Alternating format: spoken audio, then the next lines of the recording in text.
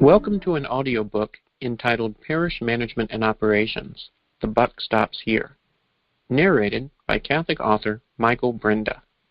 We hope you enjoy the segment and find it useful in your ministerial work. Chapter 1, Delegation. All things being equal, in other words, there is no crisis, no emergency to attend to. This is your general order of work in creating and installing superior PMO. First, you take the parish mission statement and you enhance it. Then you create a statement of culture. Then you create a strategic plan, a PMO, a strategic plan, and then you execute. From the above workflow, one can gather that certain foundational concepts and principles must be installed prior to discussing the final stage, execution. How to execute all things PMO on the job.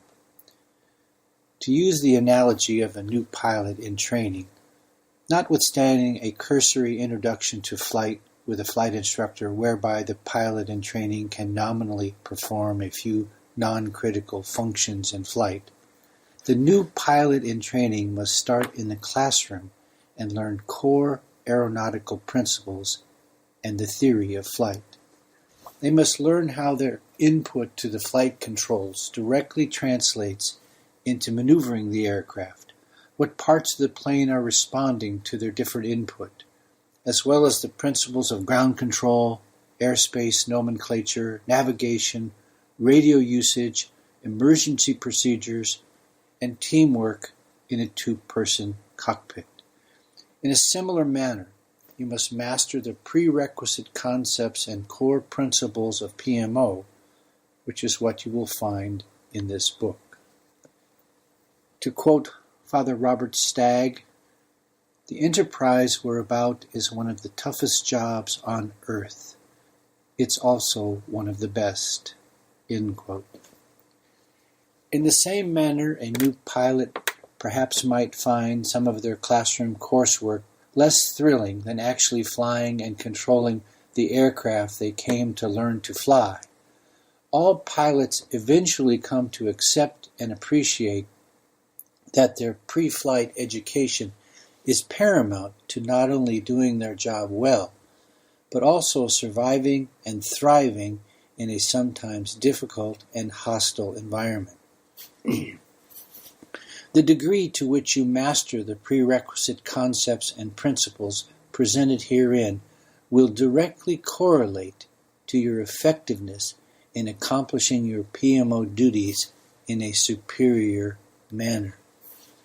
To quote Aristotle, "Excellence is an art won by training and habituation.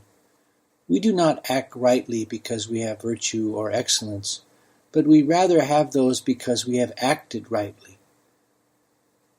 We are what we repeatedly do. Excellence, then, is not an act, but a habit." End quote. Note the goal of the book is to help you become superior in PMO, but help you in exactly what way? Perhaps the answer to this question is best revealed through a sobering fact. The number one reason given by men who quit the priesthood during their first 5 years was a feeling of being overwhelmed by their administrative demands and duties. We all know the feeling of being overwhelmed in life, but you should also know the feeling of being overwhelmed can be mitigated via choosing between two general options.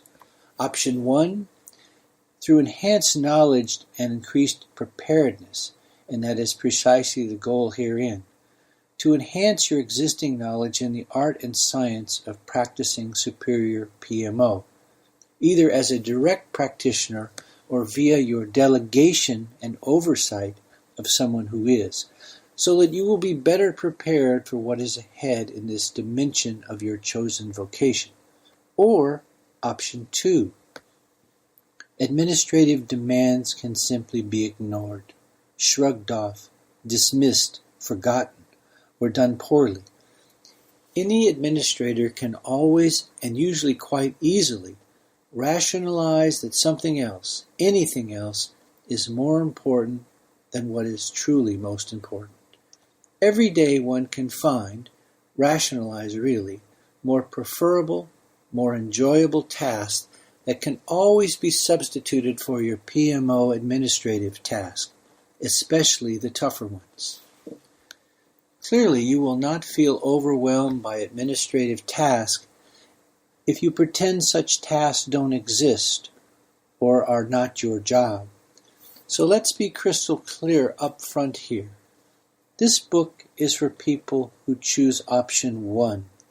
If you intend to choose option 2 where you are assigned, if you intend to dodge even a single administrative task on the back of more preferable tasks, listening to this book is just a waste of your time.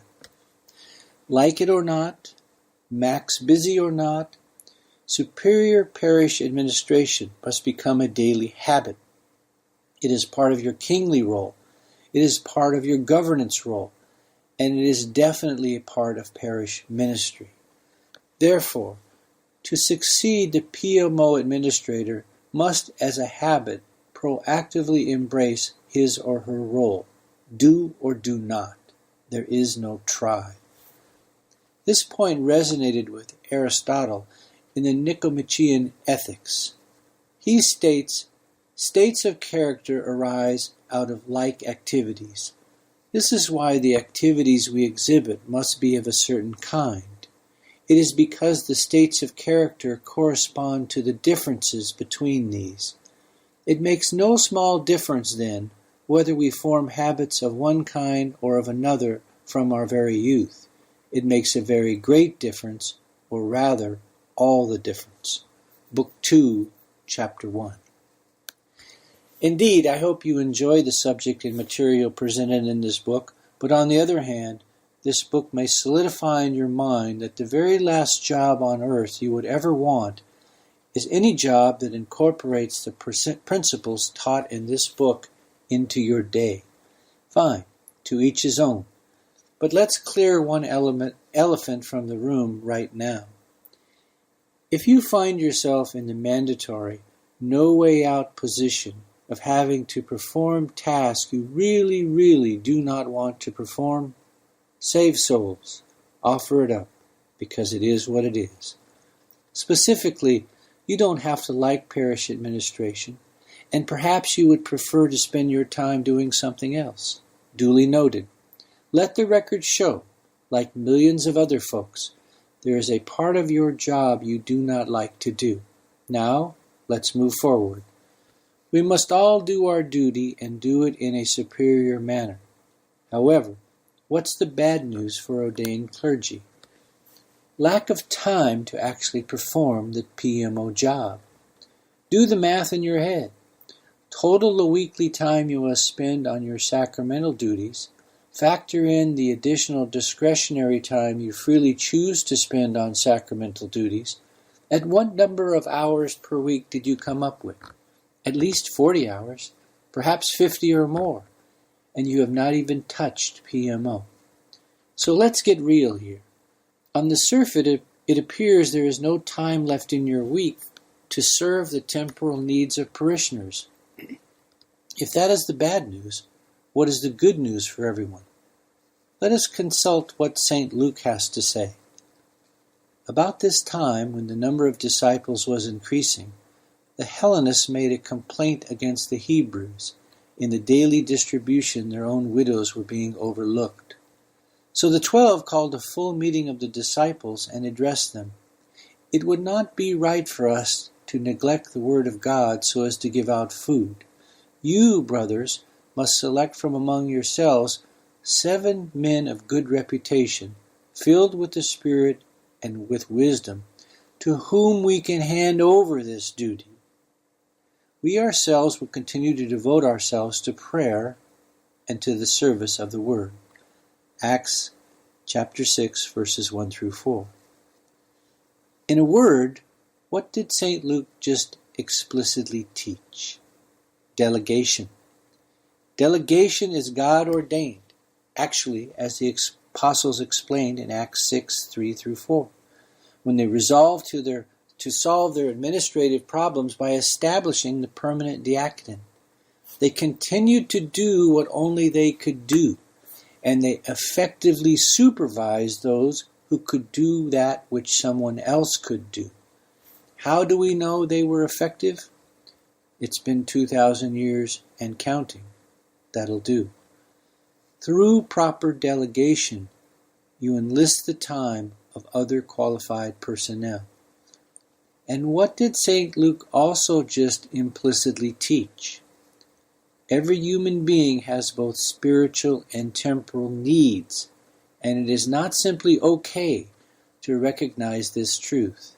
It is mandatory you recognize this truth through delegation, so those through their ordination who have the necessary faculties to serve the spiritual needs of parishioners have more time in their day to do so. The Holy Grail desire of every person has just been revealed. More time in the day gained through delegation. Further note, the very first person named as a deacon is Stephen, who in Acts chapter 7 verse 58 is stoned to death for answering his call to ministry. His reward? A direct vision of God. An instant saint, not the first, since that honor goes to the good thief on the cross, but an important one for us to consider, given that his martyrdom arose out of the faith that called him to be the church's first administrative assistant, serving the temporal needs of parishioners. Imagine a railroad yard and visualize a maze of crisscross tracks. This image is your PMO administrator life without delegation, complete and overwhelming daily chaos. Now imagine a burning building. This is your PMO life with delegation, but delegating without superior personnel to delegate to.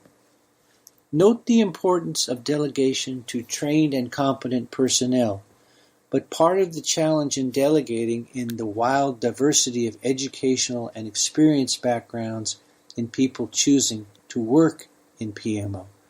The pastor must also not only understand the means and nature of spiritual work associated with his ordination, but also the means and nature of his temporal work so that he can properly delegate and oversee all things PMO. As the PMO administrator, you can and should delegate many or even all PMO temporally oriented tasks to trained lay PMO professionals.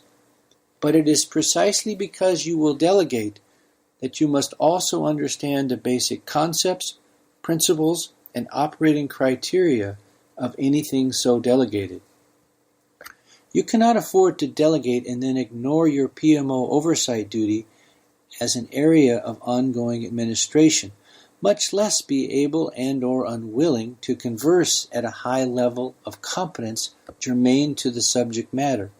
Thus, even if you desire to perform your administrative duty, delegation or not, how can you feel anything but overwhelmed if you are not fundamentally competent and conversational about any PMO topic?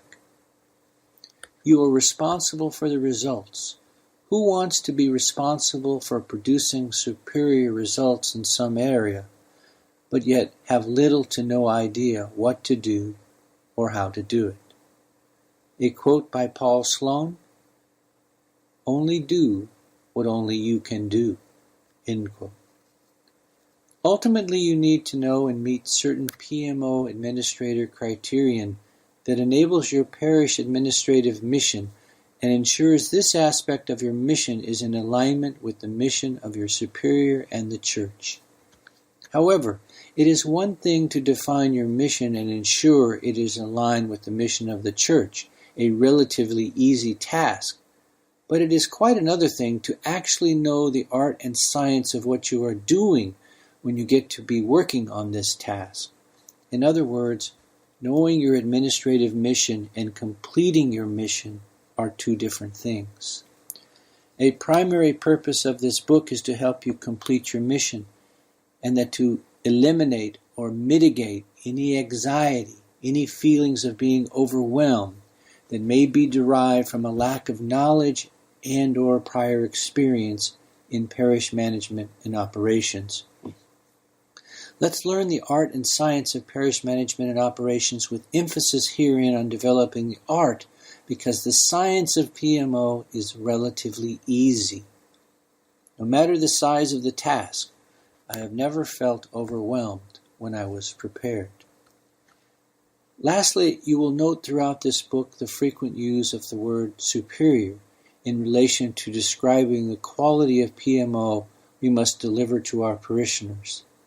This notion of delivering superior PMO service is not a throwaway thought or symbolic statement. It is literal fact. Do not listen past what is embedded in these words.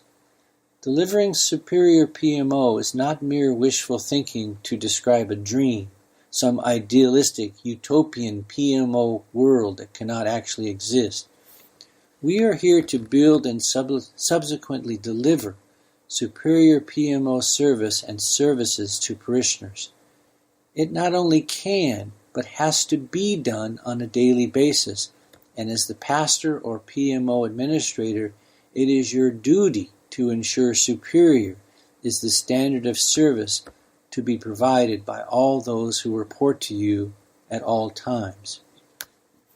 Furthermore, we also desire to institutionalize superior PMO wherever we go, such that long after we are gone, superior PMO remains permanently enshrined within the parish, and therefore within the church. If any lesser standard of parishional service than superior service were to be embraced as our objective, either consciously or unconsciously, there would be no point for this book to exist. As such, though the content herein is not designed to teach you how to just get by in PMO, but to teach the entire process and a holistic system of how to build and deliver superior PMO.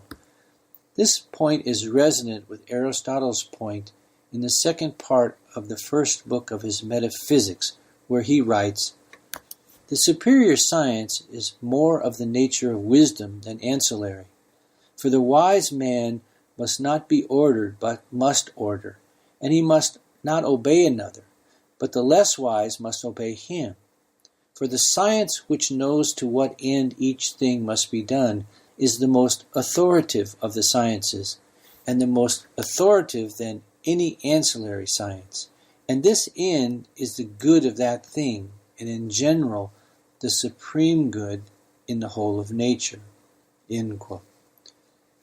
In short, then, here we stress the foundational metaphysical question of why, rather than the mechanical question of how do I do that. Through answering those types of how do I do that questions does remain necessary. But in all likelihood, for all intents and purposes, if you choose to, you will be the founder of superior PMO in your parish, if not your entire diocese. Why you? Why now? Because you cannot ever give what you do not have, and not many people in the church currently have what you are about to learn. We hope you enjoyed the program and will join us back for another show on WCAT Radio. This is Sebastian Mahfood. Good day.